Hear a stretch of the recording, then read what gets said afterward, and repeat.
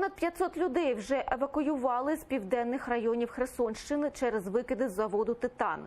В районі почала працювати пересувна лабораторія. Її фахівці мають з'ясувати, наскільки сильно та чим забруднене повітря. У школах регіону тим часом призупинили освітній процес. Дітей із батьками відправляють до Скадовська на оздоровлення.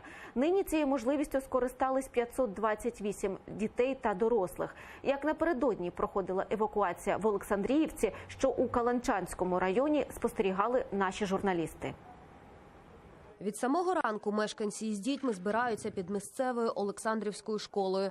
Батьки не приховують, хвилюються за малечу, та лишати дітей у селі нині небезпечно.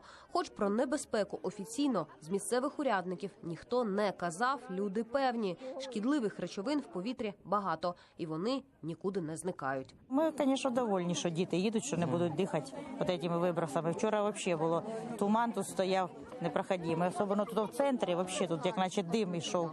Я думала, люди щось палять, а оказується, це все з титана. Особливо ми переживаємо за дітей. За нас вже якось кажуть, нам так і глаза печуть, і особливо нос забитий.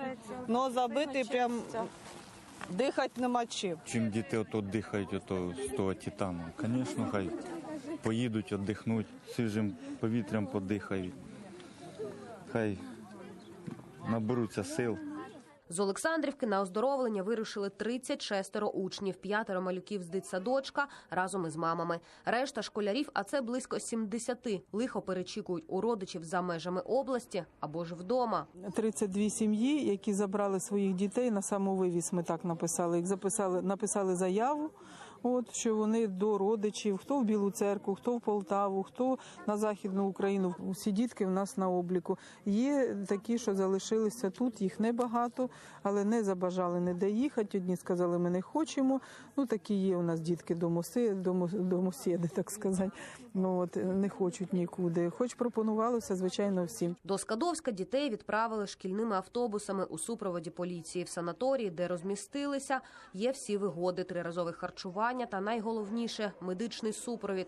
Бо ж забрудник, який літає в херсонському повітрі, і досі невідомий, наголошують медики. Ми забезпечуємо цілодобовий нагляд і лікарями, і середнім медичним персоналом. У нас зараз є в наявності всі необхідні запаси по медикаментам, по сорбентам, і всі лікарі отримали інструктаж. Поки що, кажуть в обласному управлінні охорони здоров'я, ситуація занепокоєння не викликає. За дітьми пильно стежать, але це здебільшого перестороги лікарів. 5 поступивших дітей із Каланчанського району і 1 з Чаплинки знаходяться в дитячій обласній лікарні. У 2 виявлено ознаки, які можуть бути викликані чинником хімічного забруднення. Зразу кажу, для загрози для життя немає, проте вони всю медичну допомогу, лікування отримують за рахунок обласного бюджету, тобто за рахунок закладу, безкоштовно. Про це я прошу відразу, кошти є. Всі заклади охорони здоров'я, в тому числі Скадовськ, мають необхідний запас медикаментів. Найближчим часом у санаторії очікують на дітей з Чаплинського району, а також на малюків із Криму, якщо, звісно, окупаційна влада наважиться їх відправити на оздоровлення до України. Реана Алієва, Заман, АТР.